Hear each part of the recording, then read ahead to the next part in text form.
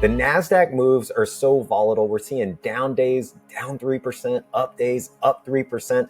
You might be wondering, if you see all these consecutive big up and down days, is that positive for stocks going forward? It actually is. Check out this study. So if you like history, you're gonna like this. So an ultra rare positive omen is what Jason found. That's who wrote this blog post, good buddy of mine. Triple Qs, right? That's the NASDAQ 100, have been moving in some very wild swings lately. And you can see that here from September 1st all the way through October 17th.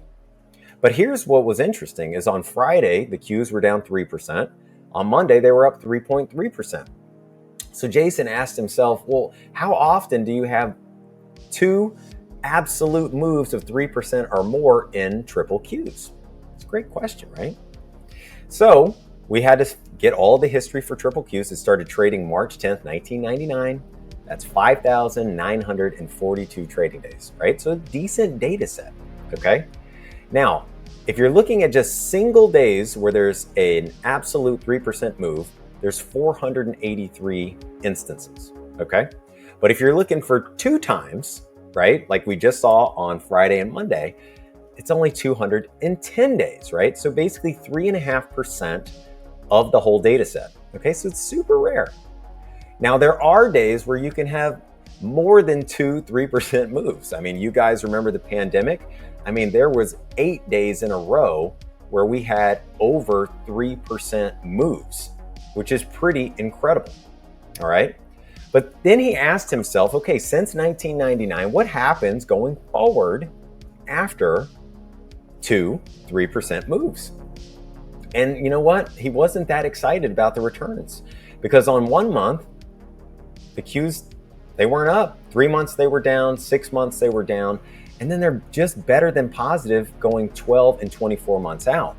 But keep in mind, if it started trading in 1999, what happened in 1999 and 2000? Well, you got the dot-com bubble burst, right? Tech stocks got crushed. Okay, so whenever you start out into that type of movement, of course, it's going to skew the results. So we started asking, well, what if I remove that one period, right? Because it was kind of a rare instance, right? And here's what he found. Since 2002, when you get two consecutive 3% moves, right? The 1 month performance for Qs is 1%. 3 months, it's 6%. 12 months, it's 43%. And 2 years out, you can believe this, 64%, right? So very, very bullish. It just goes to show that when you see these wild moves, these tend to happen in bear markets or near the lows, right? Doesn't really happen in a very healthy uptrending market, if you will. So then you might be asking, well, how often are these months positive, right? After these types of events? Well, 1 month later, they're positive 58% of the time. 9 months later, 81% of the time. A year later, 96% of the time. 2 years later, 96% of the time. So listen, the odds are stacked in your favor that the returns right now, a year from now, 2 years from now, the Qs are going to be higher and probably meaningfully so.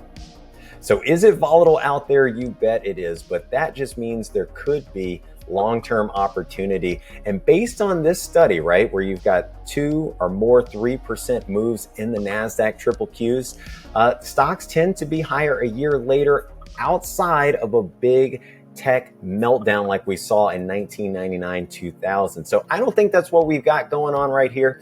And in fact, history suggests that we should see better times ahead, definitely on the medium to longer term. So you guys hang in there. Remember, none of this is personalized advice of any kind. Data can help you become a better investor. Like and subscribe to our YouTube channel. Talk to you next time. Bye.